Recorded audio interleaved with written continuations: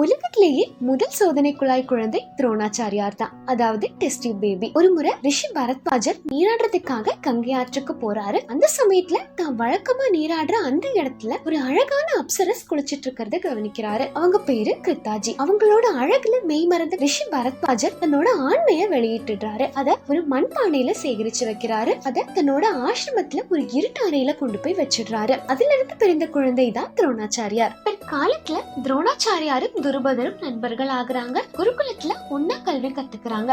அந்த சமயத்துல துரோணாச்சாரியார் துருபதருக்கு நிறைய உதவிகள் செஞ்சிருக்காரு. அதனால துருபதர் துரோணாச்சாரியாருக்கு ஒரு வாக்கு ஒண்ணு அளிக்கிறாரு. அது என்னன்னா, தான் ஆட்சி புரிய தேசத்துல பாதி உனக்கு நான் வழங்குவேன்னு சொல்றாரு. பிற்காலத்துல பாஞ்சால தேசத்தோட அரசன் ஆகிடுறாரு துருபதன்.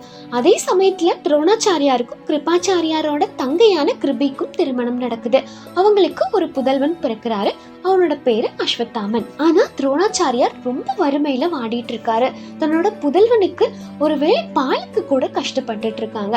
அந்த சமயத்துல கிருபி துரோணாச்சாரியார் கிட்ட சொல்றாங்க, அதான் உங்க நண்பன் அரசன் ஆகிட்டாரு இல்ல, இப்ப போய் அவர்கிட்ட உதவி கேளுங்க, கண்டிப்பா செய்வார்னு சொல்றாங்க. உடனே துரோணாச்சாரியார் பாஞ்சால தேசத்துக்கு போய் தன்னோட நண்பனான துருபதனை பாக்குறாரு. நான் இப்ப வறுமையில வாடுறதாவும் எனக்கு ஒரு பசு மட்டும் தந்த உதவுமாறு கேக்குறாரு.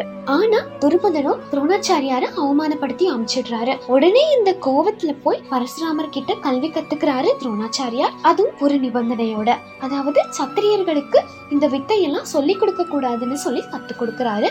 அவரும் அதை ஏத்துக்கிட்டு பரசுராமர் கிட்ட எல்லா வித வித்தைகளையும் கத்துக்கிட்டு திரும்புறாரு. பிற்காலத்துல பாண்டவர்களுக்கும் கௌரவர்களுக்கும் குரு ஆகிறாரு துரோணாச்சாரியார். அதுக்கு குரு தட்சணையா பாஞ்சால தேசத்தோட அரசனான துருபதனை தான் கிட்ட உயிரோட இழுத்துட்டு வர சொல்லி வேண்டாரு. உடனே ஆண்டவர்கள்ல ஒருவரான அர்ஜுனரும் துருபதனை வென்று துரோணாச்சாரியார் கிட்ட இழுத்துட்டு வராரு. அதனால வேற வழி இல்லாம துருபதரும் பாஞ்சால தேசத்தோட வடக்கு பகுதியை துரோணருக்கு வழங்கிடுறாரு.